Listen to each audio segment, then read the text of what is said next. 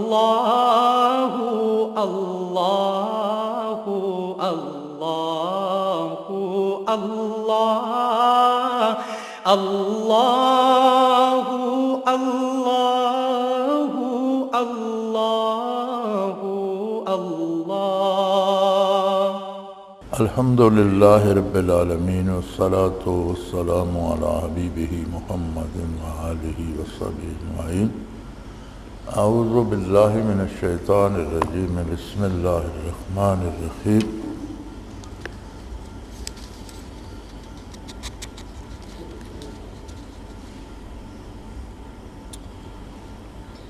سورہ قصص شروع ہوتی ہے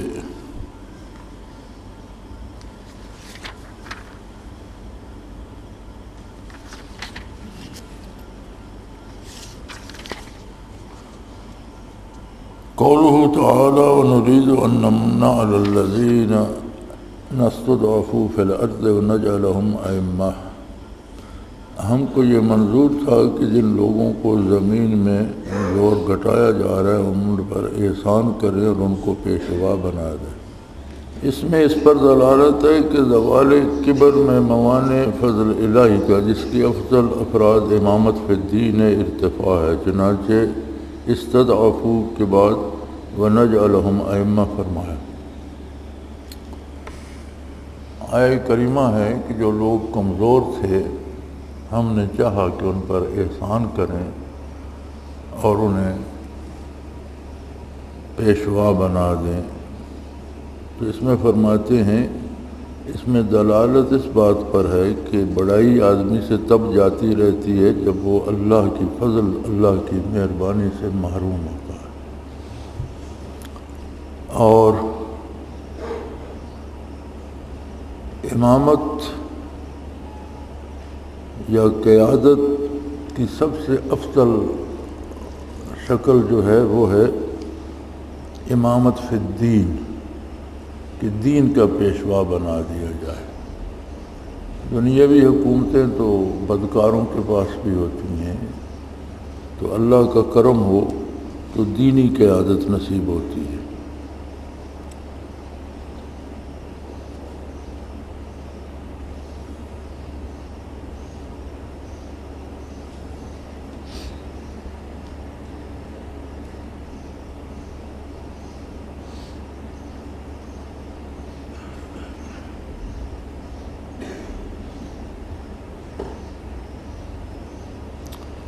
قولہ تعالی ولا تخافی ولا تحزنی، تو اندیشہ نہ کرنا اور غم نہ کرنا۔ جس خوف اور حزن سے موسیٰ علیہ السلام کی والدہ کو ممانعت کی گئی بوجہ منہی عنہ ہونے کے، وہ یقیناً اختیاری تھا جو احتمالات مضرت پیدا ہوتا تھا۔ بعض اوقات اس عقلی اختیاری میں طبی غیر اختیاری ہونے کا شبہ ہو جاتا ہے، اس صورت میں اس سے بچنے کا اہتمام نہ کرتی، اس لیے ان کو ممانعت کی گئی۔ اس سے ثابت ہوا کہ عقلی اختیاری کبھی غیر طبی اختیاری کے ساتھ مشتبہ ہو جاتا ہے، اور سالکین کو یہ امر بکثرت پیش آتا ہے، کبھی اس کا عکس بھی ہوتا ہے۔ موسیٰ علیہ السلام کی والدہ ماجدہ کو جب بچہ دریا میں ڈال دینے کا حکم ہوا تو ساتھ یہ ارشاد ہوا کہ ولا تخافی ولا تحزنی، کہ اندیشہ نہ کرنا، ڈرنا نہیں، خوف نہ کرنا اور غم بھی نہ کرنا۔ تو فرماتے ہیں جس سے منع کیا گیا اس کا مطلب ہے کہ وہ خوف، اندیشہ اور غم اختیاری تھا۔ کچھ چیزیں بندہ بے بس ہوتا ہے اس میں، لیکن کچھ عقلاً سوچ کر بھی ڈر جاتا ہے، یا سوچ کر بھی اسے افسوس ہوتا ہے، جیسے انہیں بچے کو دریا میں ڈالنے سے ڈر بھی لگنا چاہیے تھا اور افسوس بھی۔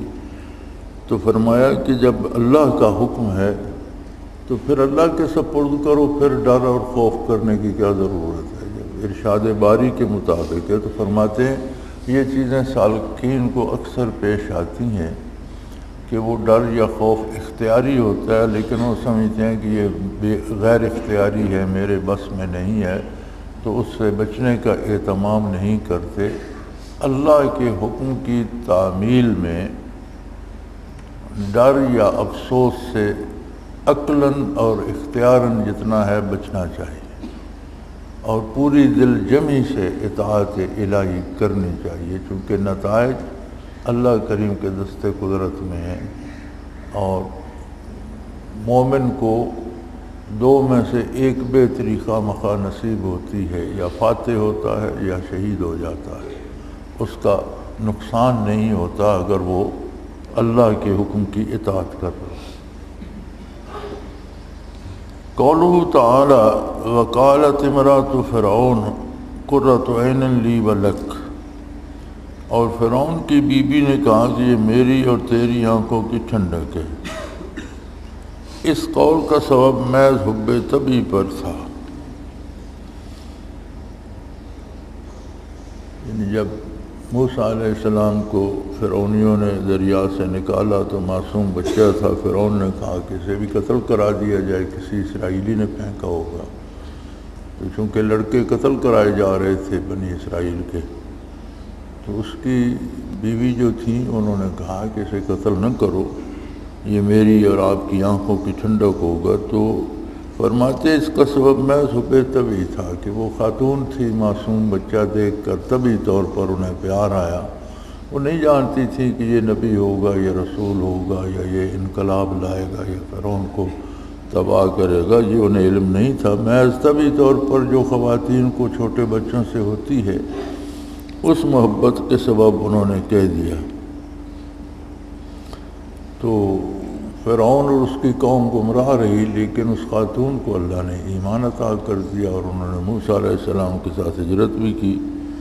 تو فرماتے ہیں جب اللہ نے ان کو ہدایت فرما دی تو اس سے ثابت ہوا کہ اہل اللہ کی محبت اگرچہ طبعی ہو، ایمان اور ہدایت میں نافع ہوتی ہے۔ فرماتے ہیں اس سے یہ ثابت ہوا کہ اللہ کے نیک بندوں سے محبت اگرچہ طبعی ہو، کوئی رشتہ داری ہو ان سے یا کوئی دوستی کا تعلق ہو، یہ طبعی محبت بھی ہو تو وہ بھی ایمان اور ہدایت کے معاملے میں نفع دے جاتی ہے، اس سے بھی ایمان نصیب ہوتا ہے، ہدایت نصیب ہوتی ہے۔ قولہ تعالی وَأَصْبَحَ فُؤَادُ أُمِّ مُوسَىٰ فَارِغًا، موسیٰ علیہ السلام کی والدہ کا دل بے قرار ہو گیا۔ بعض مفسرین نے یہ تفسیر کی ہے خالیاً عن الصبر، یعنی فارغہ سے مراد یہ ہے کہ ان کا صبر کا دامن ہاتھ سے چھوٹ گیا، بے قرار ہو گئی۔ تو اس قول سے اس تفسیر کی تائید ہوتی ہے کہ ان قعدت لتبدی بہ لولا ان ربطنا علی قلبہا، تو اس کا مفہوم، اس آیت کا مفہوم یہ ہے کہ ان قریب تھا کہ وہ بتا دیتی لوگوں کو، شور کر دیتی، اگر اللہ کریم فرماتے ہیں ہم ان کے قلب سے ربط نہ کرتے۔ تو والدہ موسیٰ علیہ السلام کا یہ تردد باوجود اس وعدہ الہیہ کے کہ انا رعاتو الیک، اس پر دال ہے کہ کامل میں بھی کبھی امور طبیعہ عود کرتے ہیں، تو اس پر اس کو مغموم نہ ہونا چاہیے۔ فرمایا اس میں یہ دلیل ہے کہ بہت بڑا کوئی کامل ولی اللہ ہو، اعلیٰ مراقبات، اعلیٰ رکھتا ہو، تو اس میں بھی کبھی کبھی فطری امور جو ہیں، انسانی اندیشے، انسانی ڈر، انسانی خوف اور بہت سی چیزیں، بچوں کی محبت، گھر کی محبت، فطری جو چیزیں ہیں وہ کبھی کبھی اس کے حال پہ غالب آ جاتی ہیں، تو اس سے غم نہیں کرنا چاہیے کہ انسان بالآخر انسان ہے اور وہ جذبات سے خالی نہیں ہو سکتا۔ قولہ تعالی لولا ان ربطنا علی قلبہا، اگر ہم ان کے دل کو اس غرض سے مضبوط نہ کیے رہیں، اس پر دال ہے کہ تکمیل اخلاق میں قوت بشری کافی نہیں بلکہ مدار اس کا تائید الہی پر ہے۔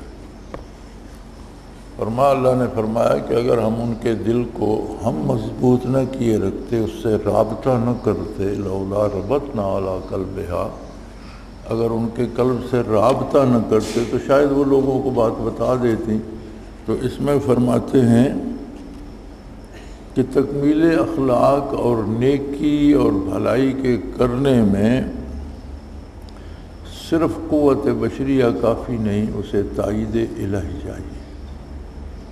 اور جو شخص خلوص نیت سے نیکی کا ارادہ کرتا ہے اسے تائید الہی ساتھ نصیب ہو جاتی ہے۔ تو نیکی کی اصل جو ہے محض انسانی طاقت نہیں بلکہ اللہ کا وہ کرم اور وہ تائید ہے جو بندے کا نیکی کا ارادہ کرنے کے سبب اس کے ساتھ شامل حال ہو جاتی ہے۔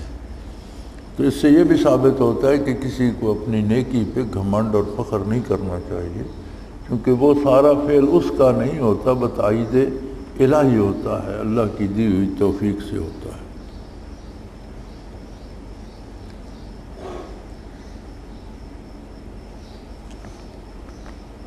قولہ تعالیٰ وقالت لأختہ قصی ہے، انہوں نے موسیٰ کی بہن سے کہا ذرا موسیٰ کا سراغ تو لگا، انہوں نے اپنی بیٹی سے موسیٰ علیہ السلام کی بہن سے کہا کہ ذرا دیکھتی تو رہے کہ موسیٰ کے ساتھ کیا ہوتا ہے دریا میں ڈالنے کے بعد۔ تو فرماتے ہیں اس سے معلوم ہوا کہ تدبیر میں اعتدال منافی توکل نہیں، یعنی انہیں توکل تو بھروسہ تو اللہ پر تھا، لیکن بچی سے کہا کہ ذرا دیکھ کر ہوتا کیا ہے۔ تو فرماتے ہیں کہ جائز شریعت کے اندر رہ کر تدبیر کرنا توکل کے منافی نہیں۔ توکل ہے ہی یہ کہ بندہ اسباب اختیار کرے لیکن بھروسہ اللہ پر کرے، اسباب پر نہ کرے۔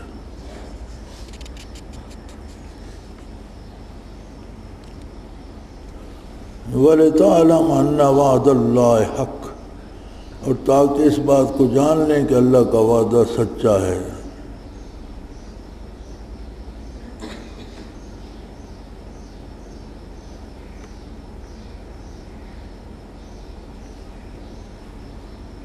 اس علم کا طریق بعض وعدوں کا مشاہدہ اور بعض کا ان مشاہدات پر قیاس کرنا، قضا فی الروح۔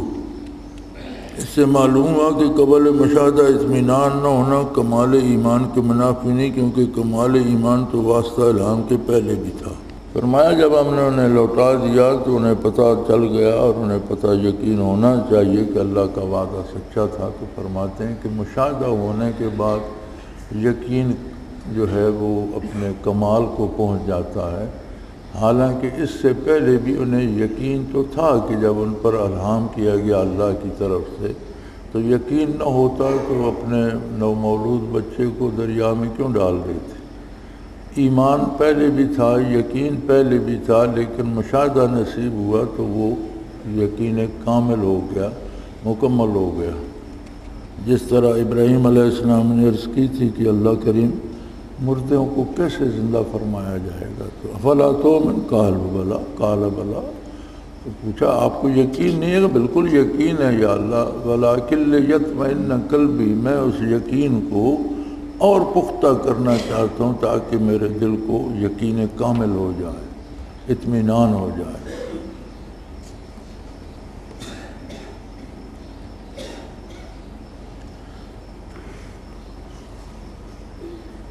قولہ تعالیٰ قال رب انی ظلمت نفسی فاغفر لی، موسیٰ علیہ السلام نے دعا کی کہ اللہ کریم مجھ سے قصور ہوا ہے اور مجھے معاف فرمایا جائے۔ تو فرماتے ہیں مقتول کو حربی تھا مگر معاہدہ تھا، اور معاہدہ قالن نہ تھا مگر حالن تھا۔ آپ نے قتل کا قصد نہ کیا تھا، محض دفعہ ظلم چاہا، قتل بلا قصد ہوا۔ اس کے بعد آپ کو تأمل ہوا کہ دوسرے طریق سے بھی دفع ظلم ممکن تھا جو غصہ میں سمجھ نہ آیا، اس لیے استغفار فرمایا، پس سے چند مسئلے ثابت ہوئے۔ فرمایا موسیٰ علیہ السلام سے جو قبطی قتل ہوا تو اس میں کئی باتیں تھیں۔ ایک تو وہ کافر حربی تھا، ایسے کافر جن سے جنگ ہو رہی ہو، تو اس کا قتل اس طرح سے بھی تھا۔ پھر آپ نے قتل کے ارادے سے اسے نہیں مارا بلکہ آپ نے اسے ظلم سے روکنے کے لیے مارا، لیکن اسے چوٹ اتنی سخت لگ گئی کہ وہ مر گیا۔ تو پھر فرماتے ہیں موسیٰ علیہ السلام کو خیال آیا کہ اس کے علاوہ بھی اسے پکڑ کر بھی روکا جا سکتا تھا اور بھی کوئی طریقہ کیا جا سکتا تھا، اس لیے آپ نے استغفار فرمایا، اللہ کریم سے معافی چاہی۔ فرماتے ہیں اس میں کئی مسئلے ثابت ہوئے۔ کاملین سے بعض طبیعات مثل غضب صادر ہو جاتے ہیں کہ کامل ولی اللہ سے بھی بعض اوقات غصے میں کوئی بات ہو سکتی ہے۔ اگر اللہ کے نبی سے ہو سکتی ہے تو ولی کہاں تک کامل ہوگا؟ حسنات الابرار اور سیئات المقربین۔ حسنات الابرار سیئات المقربین کہتے ہیں نیکوں کی نیکیاں، یعنی جو عمل نیک بندے کے لیے نیکی ہوتا ہے مقربین کے لیے وہ جرم بن جاتا ہے، ان کی شان کے لائق نہیں ہوتا۔ تو فرماتے ہیں کاملین کو دوسروں سے زیادہ خشیت ہوتی ہے، جیسا استغفار سے معلوم ہوا کہ اللہ کے جو کامل بندے ہوتے ہیں وہ دوسروں کی نسبت زیادہ عظمت الہی کا احساس رکھتے ہیں اور زیادہ احتیاط کرتے ہیں۔ قولہ تعالیٰ فلن اکون ظہیرا للمجرمین، سو میں کبھی مجرموں کی مدد نہ کروں گا۔ اس سے معلوم ہوا کہ ظالمین کی معاونت جائز نہیں، اور چونکہ عہدہ حکومت کی دعا کرنا بھی ایک اعانت ہے، اس لیے اہل اللہ ظالم کے لیے ایسی دعا نہیں کرتے۔ اگر شدید ضرورت ہو تو اس میں یہ قید لگا دیتے ہیں کہ اگر خیر ہو، اس میں بھلائی ہو تو اللہ ایسا کرے۔ فرماتے ہیں جو موسیٰ علیہ السلام نے فرمایا کہ میں آئندہ گناہگاروں اور مجرموں کی مدد نہیں کروں گا، فرماتے ہیں کہ اہل اللہ ظالموں کے لیے یا بدکاروں کے لیے دعا نہیں کرتے کہ وہ اور بدکاری میں نہ بڑھ جائیں، اور اگر کبھی کرنی پڑے تو یہ قید لگا دیتے ہیں کہ اللہ اگر اس میں بھلائی ہے تو ایسا ہو جائے۔ قال له موسیٰ انک لغوی مبین فلما ان اراد ان یبطش بالذی هو عدو لہما، موسیٰ علیہ السلام اس سے فرمانے لگے کہ تو سری بدراہ ہے۔ جب موسیٰ نے اس پر ہاتھ بڑھایا جو دونوں کا مخالف تھا، اس پر دال ہے کہ کاملین جس طرح عدد پر سیاست کرتے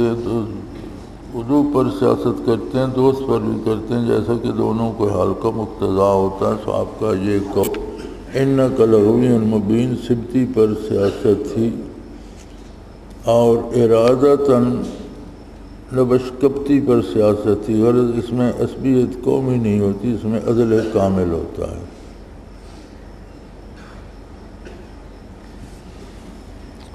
موسیٰ علیہ السلام نے لغوی مبین اس بندے کو فرمایا جو اسرائیلی تھا، اور ہاتھ بڑھایا قبطی کی طرف۔ تو فرماتے ہیں اس میں یہ ثابت ہوتا ہے کہ کاملین جس طرح دشمن کو اس کے جرم واضح کرتے ہیں، اسی طرح دوستوں کو بھی ان کی باتیں ضرور کہتے ہیں۔ جیسے انہوں نے اس آدمی کو جو ان کی قوم کا تھا اسے بھی کہا کہ تم بھی اچھے آدمی نہیں ہو، روز کسی نہ کسی سے جھگڑا کیے ہوئے ہوتے ہو۔ تو فرمایا اس میں جو اللہ کے بندے ہوتے ہیں وہ کسی قوم یا کسی رشتے یا کسی اور عصبیت کی وجہ سے نہیں کہتے، ان کا کہنا یا کرنا جو ہوتا ہے وہ عدل کی وجہ سے ہوتا ہے، انصاف کی وجہ سے ہوتا ہے۔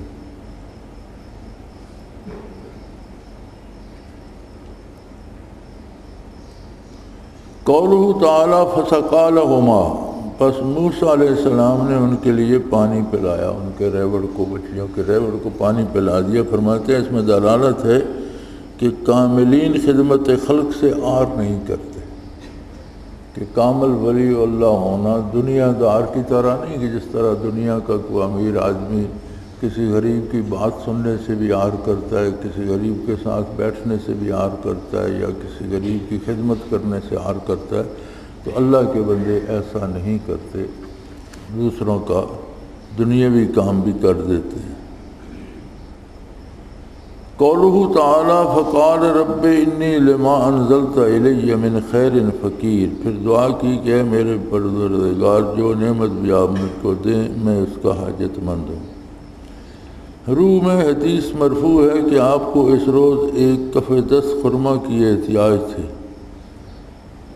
یہ تفسیر اس پر دار ہے کہ کاملین کی شان ہر قلیل و کثیر میں اپنی حاجت اس کا حق تعالیٰ کے سامنے ظاہر کرنا ہے۔ وہ متکبر مذعان زود کی طرح نہیں ہوتی کہ وقت تعالیٰ کی نعمتوں سے استغنا بلکہ نفرت ظاہر کیا کرتے ہیں۔ فرماتے ہیں حدیث مرفوع میں ہے، روح المعانی صاحب روح المعانی نے نقل کیا ہے کہ انہیں ایک مٹھی بھر کھجوریں چاہیے تھی صرف، خالی پیٹ سے، اور ان بچیوں کے ریوڑ کو پانی پلا دیا اور سائے میں جا کر بیٹھے اور دعا کی، رب انی لما انزلت الی من خیر فقیر، کہ اے اللہ جو مہربانی بھی تو فرمائے، جو بھلائی بھی مجھے عطا کرے، میں اس وقت بہت محتاج ہوں۔ اور انہیں چاہیے تھی ایک مٹھی کھجوریں جو اس وقت کا کھانا بن جائے۔ تو فرماتے ہیں یہ تفسیر اس پر دلالت کرتی ہے کہ کاملین کی شان ہر قلیل و کثیر میں اپنی حاجت حق تعالیٰ کے سامنے ظاہر کرنا ہے، کہ کامل جو ہوتے ہیں وہ ہر چیز کے لیے، وہ چھوٹی ہو یا بڑی، اللہ کریم کے سامنے درخواست کرتے ہیں اور اس سے استدعا کرتے ہیں اور اس سے طلب کرتے ہیں۔ اور جو دکھاوے کے دنیا دار، دنیا کمانے کے لیے ولایت کا لباس اوڑھے ہوئے ہوتے ہیں، وہ دنیا کی نعمتوں سے بظاہر نفرت کا اظہار کرتے ہیں، کماتے دنیا ہی رہتے ہیں لیکن بظاہر نفرت ظاہر کیا کرتے ہیں۔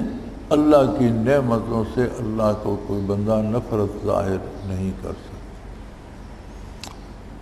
اس میں ایک چیز اور بھی ہے جو یہاں لکھی نہیں گئی، انہوں نے دعا فرمائی کہ یا اللہ انی لما انزلت الی من خیر فقیر، کوئی بھلائی بھی مجھے عطا کر دی جائے تو میں بہت محتاج اور ضرورت مند ہوں۔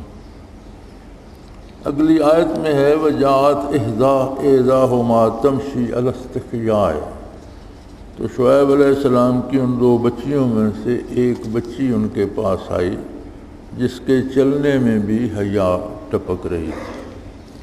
تو موسیٰ علیہ السلام کی دعا کے جواب میں اللہ کریم نے ایک باحیا نیک سیرت خاتون بھیج دی جو نبی کی بیٹی تھی۔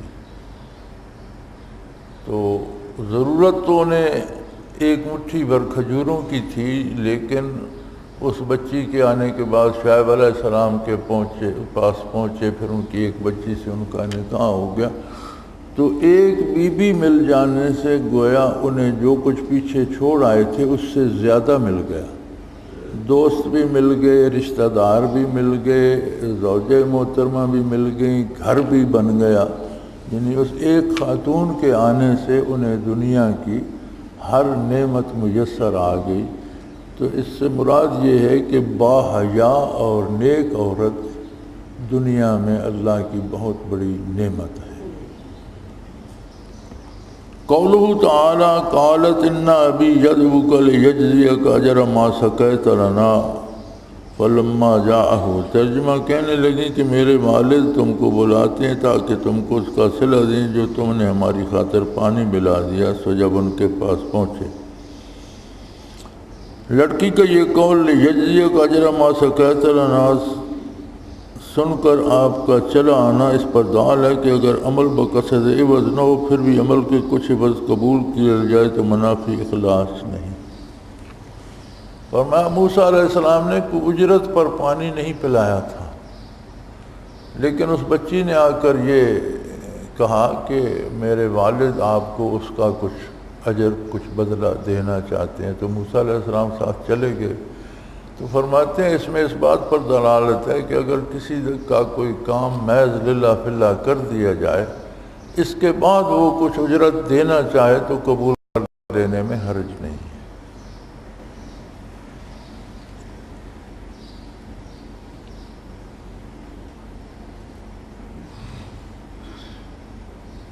قولہ تعالی الا ان تاجرنی ثمانی حجج، اس شرط پر کہ تم 8 سال میری نوکری کرو۔ اس پر دال ہے کہ نوکری یا مزدوری دیگر اسباب معاش منافی توکل نہیں۔ حضرت شعیب علیہ السلام نے فرمایا کہ 8 سال اگر تم میری بھیڑ بکریاں سنبھالو، میری ملازمت کرو، میرا کام کرتے رہو، تو اس اجرت پر میں آپ کو اپنی بیٹی کا نکاح کر کے دیتا ہوں۔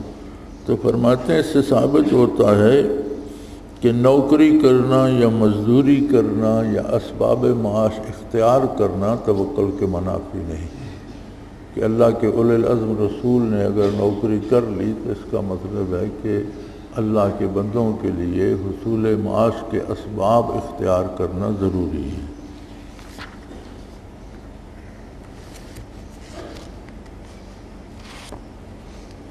قولہ تعالی وَنَجْعَلُكُمَا سُلْطَانًا، ہم تم دونوں کو ایک خاص شوکت عطا کرتے ہیں۔ اس پر دلالت ہے کہ اہل اللہ کو من جانب اللہ ایک شان ہیبت عطا ہوتی ہے۔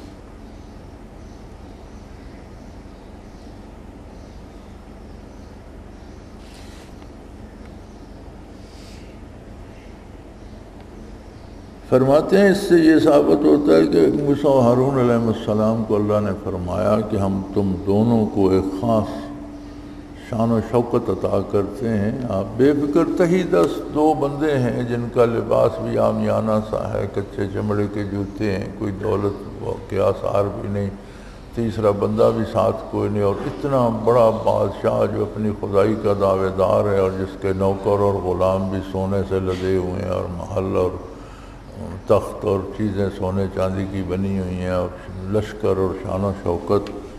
تو فرمایا اس کی شان و شوکت دنیا کے اعتبار سے ہم آپ کو اپنی طرف سے شوکت عطا کرتے ہیں، وہ آپ پر غالب نہیں آئے گا، آپ سے دبے گا، آپ کی شوکت اس سے زیادہ ہوگی۔ تو فرماتے ہیں اس سے ثابت ہوتا ہے کہ اللہ کے بندوں کو اللہ کی طرف سے ایک شان ہیبت عطا ہو جاتی ہے، لوگ خواہ مخواہ ان سے جھجکتے ہیں، احترام کرتے ہیں۔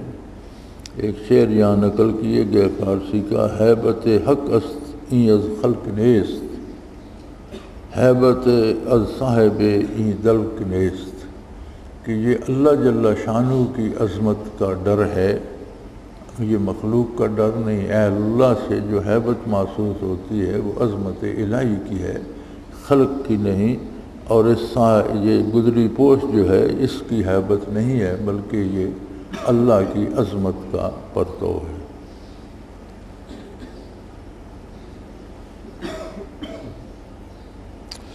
قولہ تعالی بما صبروا ویدرؤون بالحسنۃ السیئۃ، پختی کی وجہ سے اور وہ لوگ نیکی سے بدی کا دفع کرتے ہیں۔ اس میں اہل اللہ کو بعض اخلاق کا دائرہ ہے، اخلاق کا ذکر ہے، یعنی اللہ کے بندے جو ہوتے ہیں وہ مناسب طریقے سے، جائز طریقے سے، شرعی طریقے سے دفاع کرتے ہیں۔ اگلا اگر غلطی کرے یا برائی کرے تو دنیا داری کی طرح جیسے کا تیسا نہیں کرتے، بلکہ اس کا حل یا اس کا دفاع جو کرتے ہیں تو وہ شریعت کے مطابق کرتے ہیں، اور شریعت کے مطابق جو کام کیا جاتا ہے وہ نیکی ہوتا ہے، تو گویا ان سے جو برائی کرتا ہے اس سے وہ نیکی کرتے ہیں۔ یہ قول ویسے تو بڑا مشہور ہے اور عام ہے کہ جو برائی کرتے ہیں ان سے نیکی کی جانی چاہیے، اور برائی کا دفاع نیکی سے کیا جانا چاہیے۔ تو عموماً اس سے یہ سمجھا جاتا ہے کہ کوئی اگر تھپڑ مار دے تو آپ اس کے ہاتھ کو بوس سے دیں، یہ نیکی ہے، ایسا نہیں ہے۔ بلکہ یہ ہے کہ اگر کوئی زیادتی کرتا ہے تو اس کی زیادتی کو روکنا ضرور چاہیے، لیکن روکنے کے لیے کوئی آگے سے زیادتی نہیں کرنی چاہیے، ایسا طریقہ اختیار کرنا چاہیے جس کا جواز شریعت میں موجود ہو۔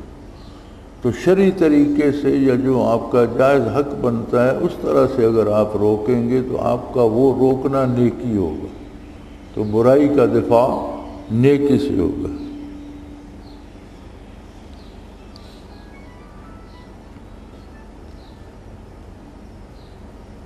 اِنَّكَ لَا تَهْدِي مَنْ أَحْبَبْتَ، آپ جس کو چاہیں ہدایت نہیں کر سکتے۔ یہ واضح بات ہے کہ ہدایت کسی کے اختیار میں نہیں، جیسا کہ بعض جو کا گمان ہے شیخ کامل جس کو چاہے اپنے تصرف سے واصل اللہ کر دے۔ فرمایا ہدایت اللہ کریم کی طرف سے ہے اور کسی انسان کے بس میں نہیں۔ انسان کوشش کر سکتا ہے، تبلیغ کر سکتا ہے، دعا کر سکتا ہے، لیکن عملاً کسی کو نصیب ہو، یہ اللہ وحدہ لا شریک کے دست قدرت میں ہے۔ اور جاہلوں کا جو یہ خیال ہے کہ مرشد کا عمل ہو تو ایک نظر میں واصل اللہ کر دیتا ہے، فرمایا یہ فضول ہے۔ اللہ کریم کی اپنی عطا ہے کہ وہ کسی کو کیا عطا کرتا ہے۔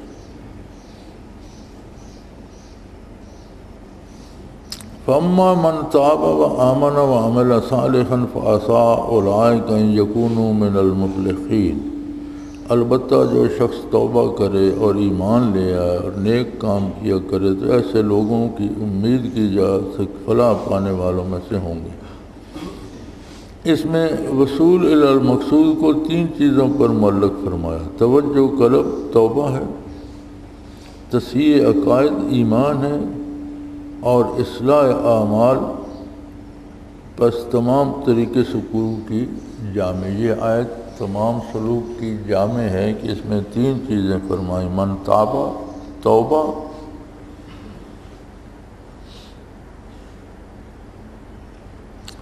توبہ فرمایا یہ توجہ قلبی ہے کہ دل میں ندامت ہوتی ہے، دل متوجہ الی اللہ ہوتا ہے تو اس کو توبہ کہتے ہیں۔ وآمنہ عقائد درست ہوں، عقائد کو ایمان کہتے ہیں۔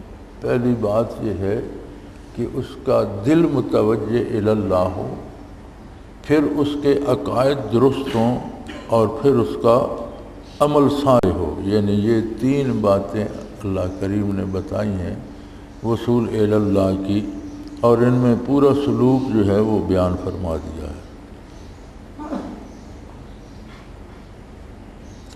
قولہ تعالی وربک یخلق ما یشاء یختار ما کان لہم الخیرہ، ترجمہ آپ کا رب جس چیز کو چاہتا ہے پیدا کرتا ہے اور پسند کرتا ہے، لوگوں کو تجویز کا کوئی حق نہیں۔ یعنی حق تعالیٰ کا سارا اختیار،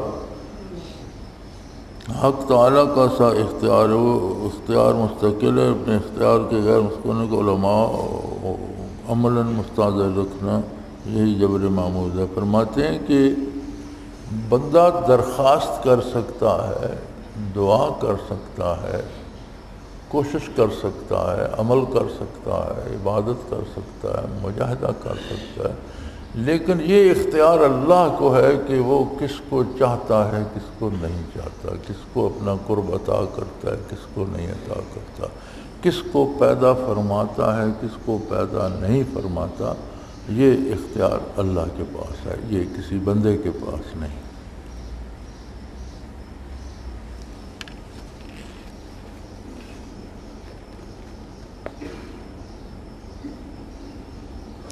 قولہ تعالی لا تفرح، تو اطراء مت، فخر مت کر۔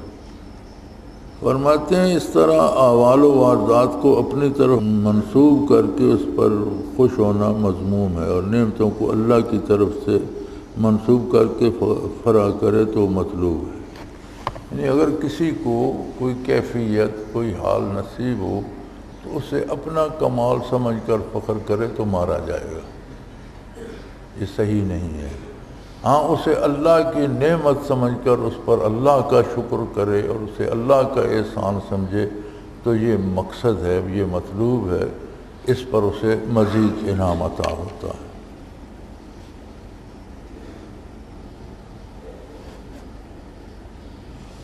قولہ تعالیٰ قال انما اوتیتہ علی علم عندی، قارون کہنے لگا مجھ کو تو یہ سب میری ذاتی ہنرمندی سے ملا ہے۔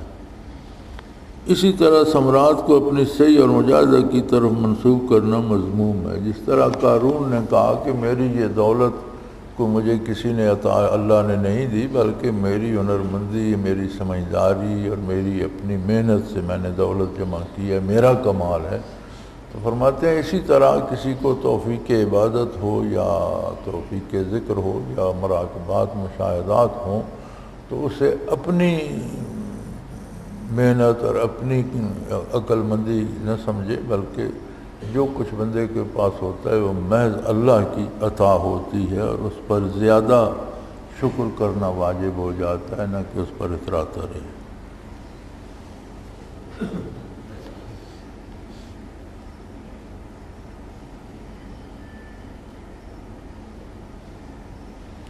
وقولہ تعالی وقال الذین اوتوا العلم، جن کو فہم عطا ہوئی تھی وہ کہنے لگے، یعنی دنیا داروں نے تو کہا کہ کاش یہ قارون جیسی دولت اور اتنا شاہانہ لباس اور یہ کر و فر ہمیں بھی نصیب ہوتا، لیکن جن کے پاس علم تھا وہ کہنے لگے کہ اللہ کا خوف کرو، یہ تو فانی چیزیں ہیں اور اللہ کی بارگاہ میں جانا ہے۔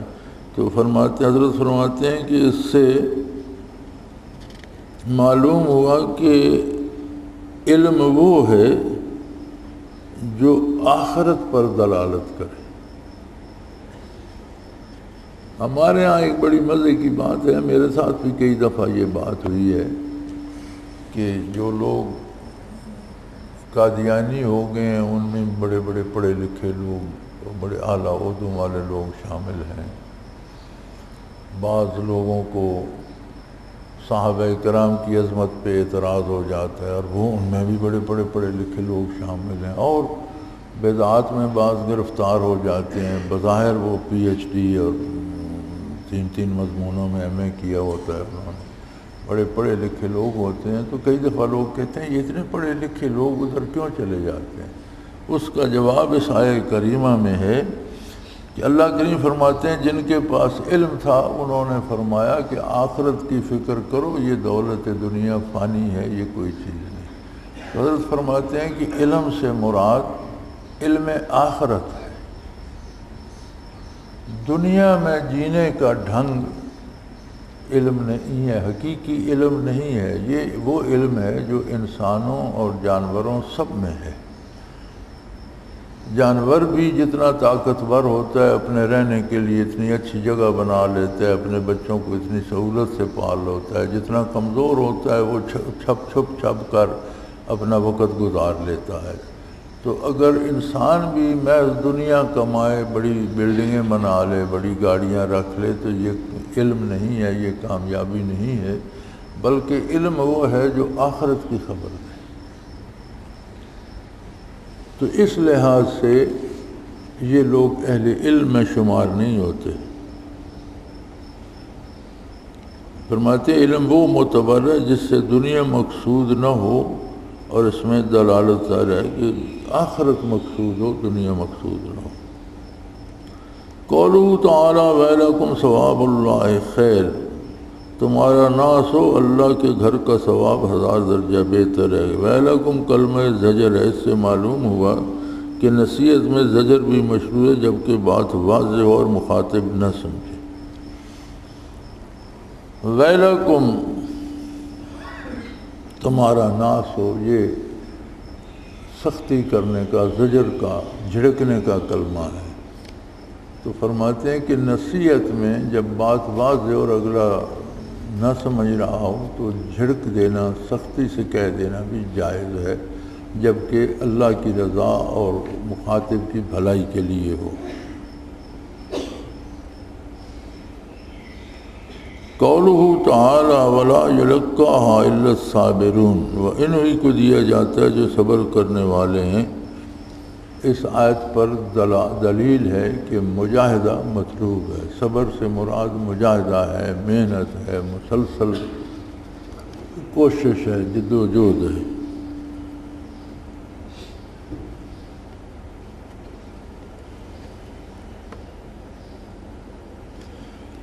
قولہ تعالی تلک الدار الآخرۃ نجعلھا للذین لا یریدون علوا فی الارض ولا فسادا، یہ عالم ہے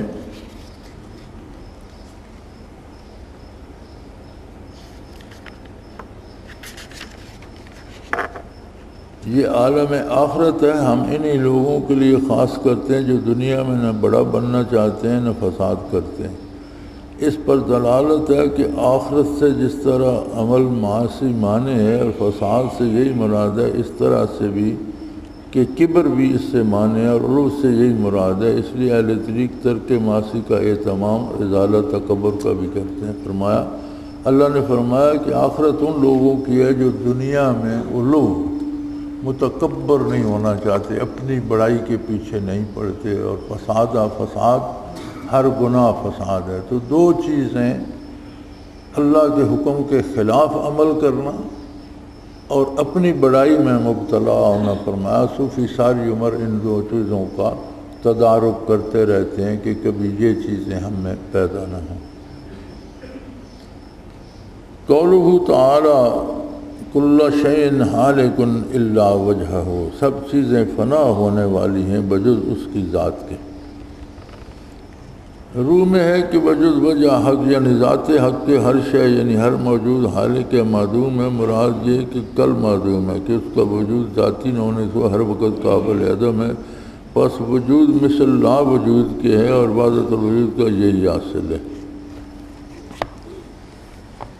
کل شیء ہالک الا وجہہ، سوائے اللہ کی ذات کے ہر چیز ہلاک ہونے والی مٹنے والی ہے۔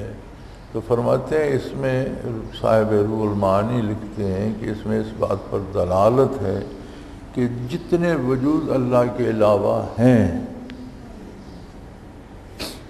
وہ سب کسی بھی لمحے مٹ سکتے ہیں، فنا ہو سکتے ہیں، یعنی ان کا ہونا نہ ہونے کے برابر ہے۔ اللہ نے قائم رکھے ہوئے ہیں، لیکن کسی بھی لمحے ساری کائنات کو مٹا دیا جائے تو ساری مٹ سکتی ہے، کسی کا وجود مستقل نہیں۔ تو اس سے مسئلہ وحدت الوجود نکالا گیا، اور یہ اس کی اصل ہے کہ وحدت الوجود سے مراد یہ ہے کہ ایک ہی وجود ہے، باقی جو نظر آتے ہیں ان کا ہونا نہ ہونا برابر ہے، ان کی کوئی مستقل ذاتی حیثیت نہیں ہے۔ اللہ کے قائم رکھنے سے قائم ہے، جب وہ مٹا دے گا تو مٹ جائیں گے۔ لیکن وہ مسئلہ تو صحیح تھا، مگر یار لوگوں نے پھر اس کا الٹ مطلب لے لیا کہ ہر چیز ہی اللہ ہے، وہ بالکل ہی الٹ ہو گیا نا۔ تو پھر حضرت مجدد رحمۃ اللہ علیہ نے وحدت الشہود کا فلسفہ دیا۔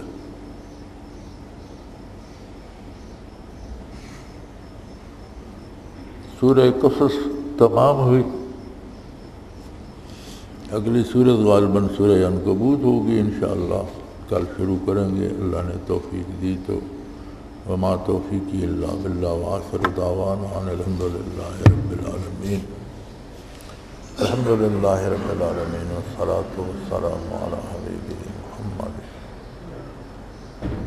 اللہم ربنا لا تقتلنا بغضبک ولا تہلکنا بعذابک واعف عنا قبل ذلک۔ اللہم ربنا لا تسلط علینا من لا یرحمنا، انت ولینا فی سفرنا وحضرنا فی مالنا واہلنا، انت ولینا فی الدنیا والآخرہ، توفنا مسلمین والحقنا بالصالحین، وصلی اللہ تعالی علی حبیبہ محمد۔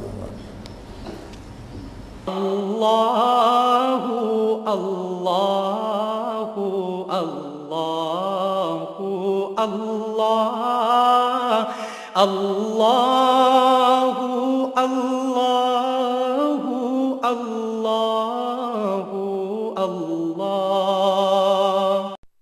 حضرت امیر محمد اکرم آوان مد ظلہ العالی دارالعرفان منارہ ضلع چکوال میں سالہ سال سے قرآن و حدیث کے اوپر خطابات کر رہے ہیں اور سلسلہ نقشبندیہ اویسیہ کے مطابق لوگوں کو ذکر الہی کی تربیت دے رہے ہیں۔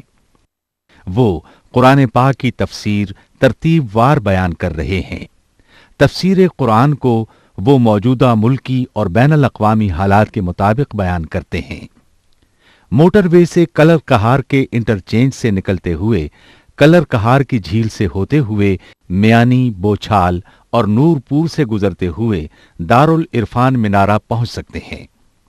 حضرت امیر محمد اکرم آوان نے بچیوں اور بچوں کی دینی اور دنیاوی تعلیم کے لیے سقارہ اکیڈمی کے نام سے ایک درسگاہ بھی قائم کی ہے، جس کا افتتاح ملک پاکستان کے صدر جنرل محمد ضیاء الحق نے اپنے دست مبارک سے کیا تھا۔ وہ تمام احباب جو اسلام کی طلب رکھتے ہیں ان سے گزارش ہے کہ دارالعرفان منارہ ضلع چکوال میں امیر محمد اکرم آوان صاحب کے خطابات سے مستفید ہوں۔ وہ ہر جمعے کو نماز سے پہلے بیان فرماتے ہیں۔ ہر ماہ کی پہلی اتوار کو ماہانہ اجتماع ہوتا ہے جس میں آپ خصوصی خطاب فرماتے ہیں اور پاکستان کے چاروں صوبوں سے احباب اس اجتماع میں شرکت کرتے ہیں۔